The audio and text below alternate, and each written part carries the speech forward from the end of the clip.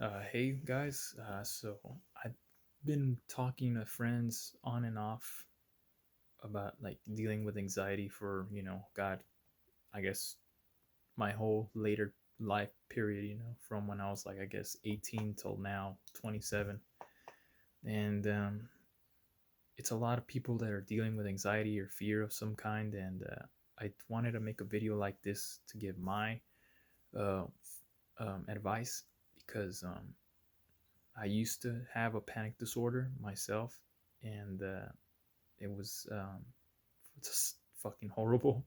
It was a period of when I started community college that for like 2 years that I felt like I was gonna die every other day because a panic attack is what I remember it being is like my skin would get hot, my arms would go numb, I would feel like electric currents running through them, and my heart would race, my breath would go down, and my thoughts will spiral. And the fear would just really paralyze me. Like you were just fucking stuck, man. You were just afraid to move, to act, or anything.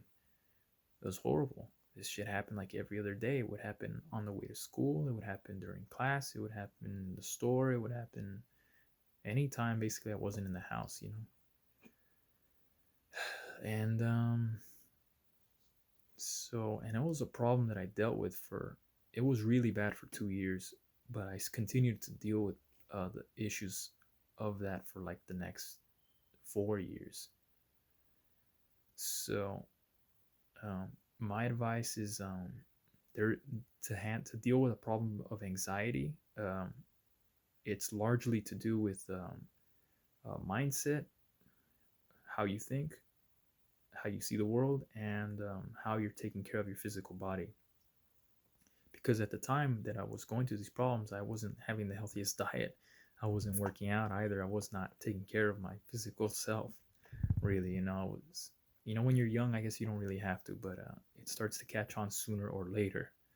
And for me, it definitely caught on soon. And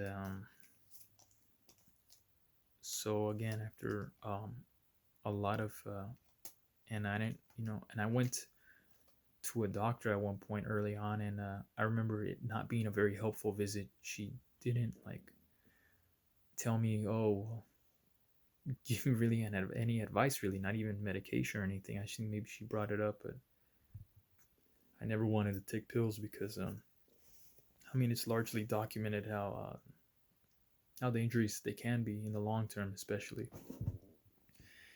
And so, I was always determined to find like a therapeutic way to get through the problem. And I didn't ever have money, so to have someone like go to someone like a therapist was out of the question always. So like years of research and wanting to figure it out, because I remember like in 2016 I reached a point where I woke up one day and I told myself, you know what, I'm not gonna live this way anymore. I'm gonna take my life back. I'm going to figure this out because I will not, because this isn't normal. Nobody's supposed to be living in fear and getting anxiety attacks so often. It's not life. Because I was too scared to go out. I was too scared to go to school. I'm like, this is ridiculous. Like how, like I'm gonna figure this out.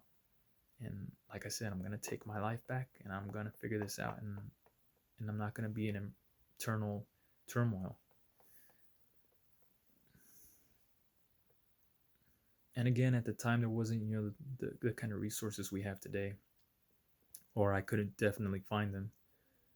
And so yeah, I read articles, I watched videos, I read other people's testimonials online, and a lot of that helped. A lot of it really helped. I learned things like breathing exercises, and I saw the value in changing the way I thought.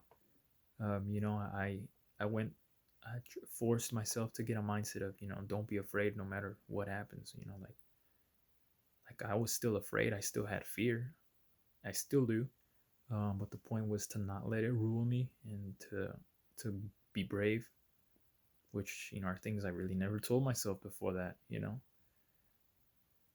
I also made sure to tell myself, that I have value, that I have worth, and that my life is worth living. Again, things that I never told myself before, but they were empowering things. These are good things. And what I can remember from now, looking back, is that simple things like, telling yourself your self talk, incredibly powerful stuff. It's super important to be doing, to make sure you're telling yourself good things. And things like breathing exercises, they always help. Something simple like closing your eyes and just,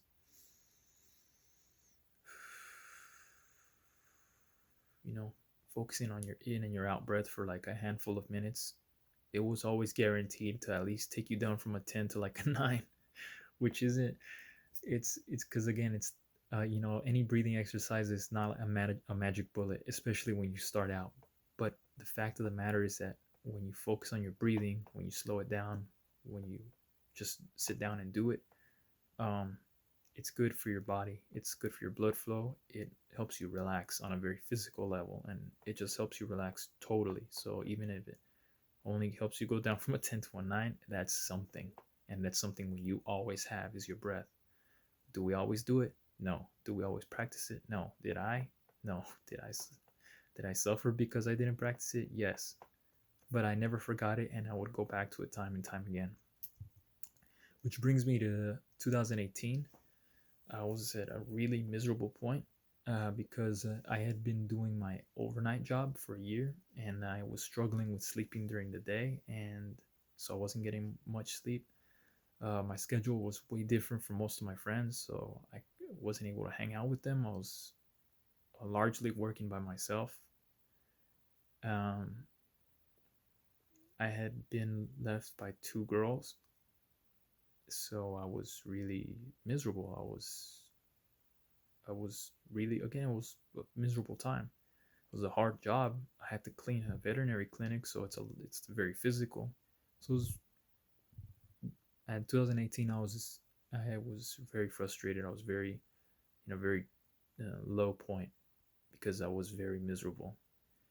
And I was going into work angry, like really, really just angry and pissed that I had to be there, and frustrated and sad and everything bad. And I remember just being one night, like being like, man, why do I have to be so miserable just because I'm miserable? And at that time, I was, trying to think things like that, because that's a funny thought, but it's a true thought. It was something that I took to heart. I'm like, why do I have to be miserable just because I'm in miserable circumstances, or because I feel miserable? And I took that to empower myself, because saying, you know what, just because life's throwing all this shit at me, just because I don't feel too good, that doesn't mean I take it, and that doesn't mean that I have to be miserable. So again, I went back to changing the way I thought, because when you're at a job that you don't like, when you're going through bad times, when you're physically frustrated and whatever, you can do a lot about how you react to those things. You can do a lot about your reaction, how you perceive those things, because you could smile, and you can look on the bright side, and those things help. Take for granted the good things that you do have. And so I remember for about a month or two, every night that I was at work at that job, I would play, these men's health podcasts. Every night it was, I forget the show, but every night I was listening to the host and with a new guest, talk about their success, their story, how they succeeded in life, the mindsets they did, how they took care of themselves, etc., etc. I was feeding myself good stories, as opposed to just listening to just music, every night. And I mean, what can I say? I mean, it helped. I was learning from other people's stories. How to succeed with money, or their personal lives, etc., etc. Um, so I fell down like a positivity rabbit hole, and I eventually stumbled upon a book called The Art of Communicating by the Buddhist monk Thich Nhat Hanh. And it was an audiobook, and I played it.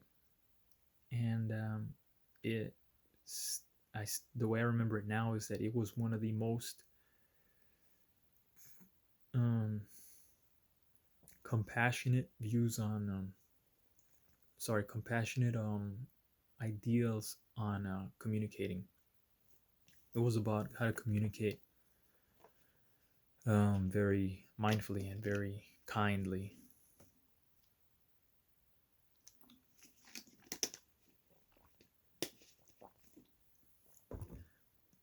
And I recognized a lot of kindness there, and I'm like, man, who is this guy, man? He's like, they were revolutionary thoughts. It was really things like taking the high road, and things like, looking at yourself instead of blaming others. It was really some of the most compassionate things that I had ever heard, things that I'd never heard. And so I looked more about Thich Nhat Hanh, and I found other of his audiobooks. He did one called on mindfulness, which was I think a term that he popularized, which is one of the main principles that helped me, get out of being so miserable, which is, to be in the here and in the now, in a very real sense, not in the let's go party and fuck life and YOLO, whatever the fuck, in a very real way, to be aware of the present moment, to feel the floor under your feet, to take note of your breath as it goes in, as it goes out, to live. And he was the main one that helped me really break out of fear and how to succeed, because Thich Nhat Hanh taught me about principles and mindsets and practices. Because when it comes to anxiety, I'm a big advocate in the fact that you have to address a lot of things in your life, not just how you're thinking, but your physical health, your diet, um, maybe the people that are around you, the things that you do, etc., etc., etc. Your passions, your purposes.